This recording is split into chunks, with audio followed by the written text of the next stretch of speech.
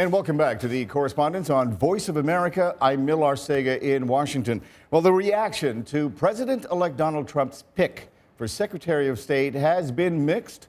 Some praising his choice to name former ExxonMobil chairman and CEO Rex Tillerson as inspired and pragmatic, while others expressing alarm and concern over Tillerson's deep ties with Russia. Now, VOA senior diplomatic correspondent Steve Herman takes a closer look at the Tillerson nomination.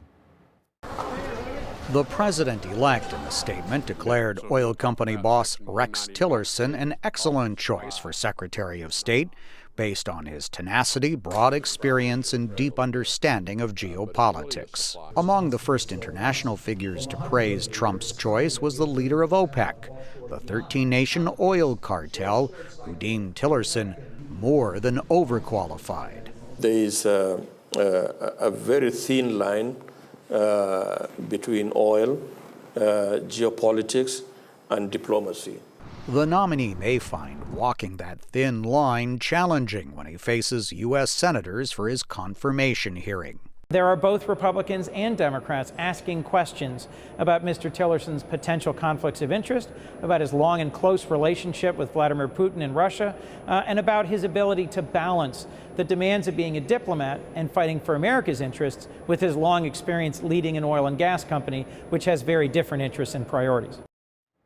And to help us figure out what Rex Tillerson's appointment could mean for U.S. diplomacy, I am joined here in Washington by our senior diplomatic correspondent, Steve Herman, whose report you just heard, along with our former VOA China Service Chief and international broadcaster, Sasha Gong. I thank you both for joining us on this program. There's a lot of questions we need to talk about. Steve, Rex Tillerson is a man sort of in the pattern of Donald Trump, very much like him, deep ties with Russia, no policy experience whatsoever. Do you see any major problems with that? Well, some people are obviously concerned that he has spent his entire career at one oil company and he really doesn't know anything outside of that. But on the other hand, running ExxonMobil is no small task, and it is an expansive operation in 50 countries. It has a staff all over the world. It even has its own intelligence bureau. So some people say, so you think that would be similar to running, say, something large and bureaucratic like the State Department? I think certainly when it comes to the administrative side of things, he has a tremendous experience, but he's never really dealt with formal diplomacy or foreign policy representing the government.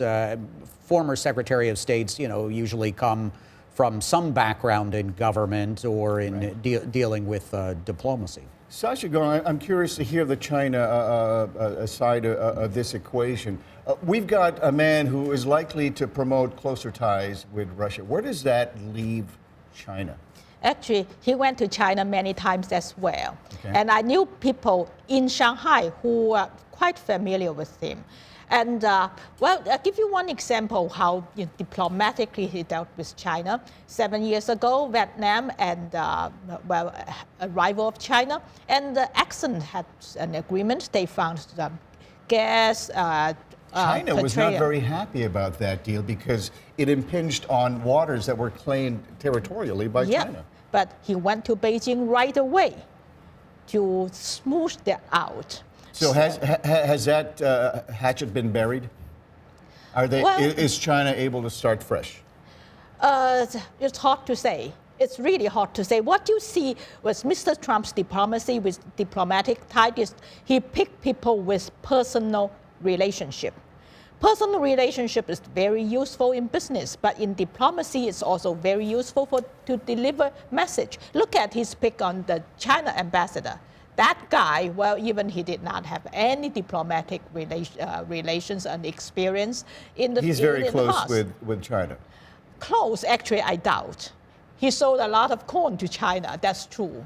Okay, so he has interest there. But Steve, I'm curious. The South China Sea territorial dispute is bound to be a big subject matter in a Trump administration. Do you foresee that becoming an issue that Tillerson will have to deal with? Oh, it's absolutely going to be an issue that he has to deal with, and I think what remains to be seen is whether he will be able to really help set and influence foreign policy, or whether he is supposed to just follow what Donald Trump tweets, or will he rely on the career diplomats at the State Department, and will he be able to bring in competent deputies and undersecretaries that will really give some nuance to the foreign policy? Sasha, given Donald Trump's comments regarding trade, particularly with China, and his comments to raise tariffs there, there seems to be a lot of back and forth going on right now. What are your expectations in terms of trade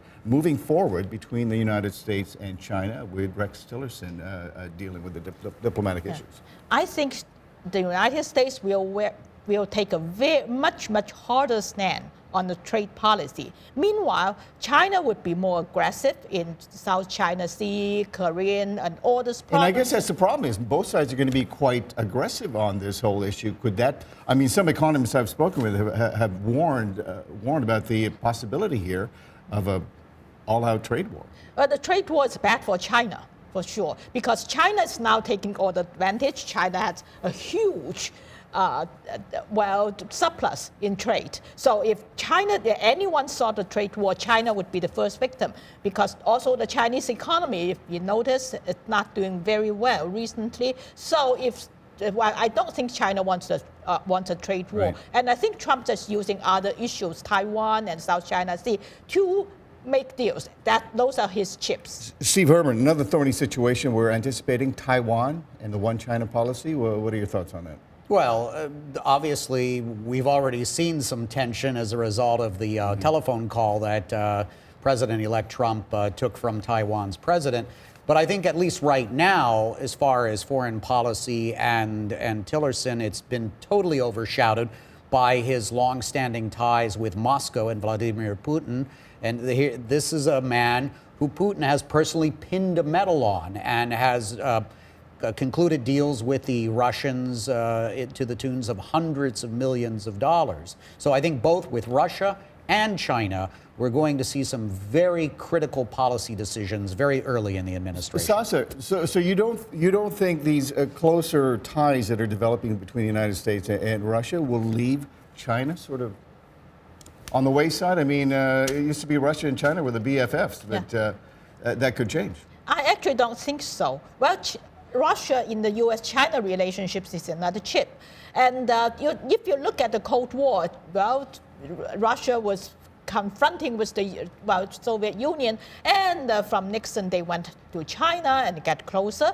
And later, actually now if you look at U.S. and China much closer in terms of relationship and other relationship, and Russia was a little bit left behind. So somehow I think that's a balanced act. Steve, I'm going to leave you the last word. So given the nominations we've seen so far, where do you see the future of American diplomacy going? I think it's a huge question mark right now, because we need to see whether the president-elect, as president, will dictate to the Secretary of State exactly how he wants things done, or whether he'll just sort of wash his hands besides putting out some tweets and let the professionals do their job. We shall see what happens, won't we? Yeah. Sasha, Gong, and Steve Herman, thank you so much for joining us. It's time for another quick break, but when we come back, Hollywood loves the holidays, and they've got some blockbuster movies headed your way to a theater near you, so we'll talk about some of your top choices right after the break.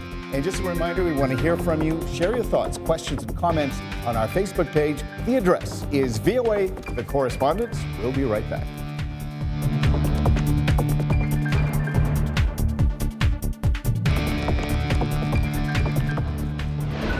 Health news and notes. This is Living Better. Researchers say that a new gene editing technique could pave the way towards a cure for sickle cell disease, which affects about 5 million people globally, with most cases in Africa. We know exactly the mutation that causes the disease, and we know that if we correct that mutation, we will cure the disease. Mark DeWitt of the University of California at Berkeley, the disease causes red blood cells to be abnormally shaped, blocking blood flow and leading to severe pain and organ damage. The researchers say they corrected the genetic mutation in stem cells and implanted the edited cells into a mouse. We looked at the levels of editing, and we were getting levels of editing consistent with achieving a clinical benefit in patients with sickle cell disease. DeWitt says that healthy red blood cells were produced efficiently enough to potentially cure the disease in humans, but it will be years before the research translates into treatment. I'm Martin Seacrest for VOA's Living Better.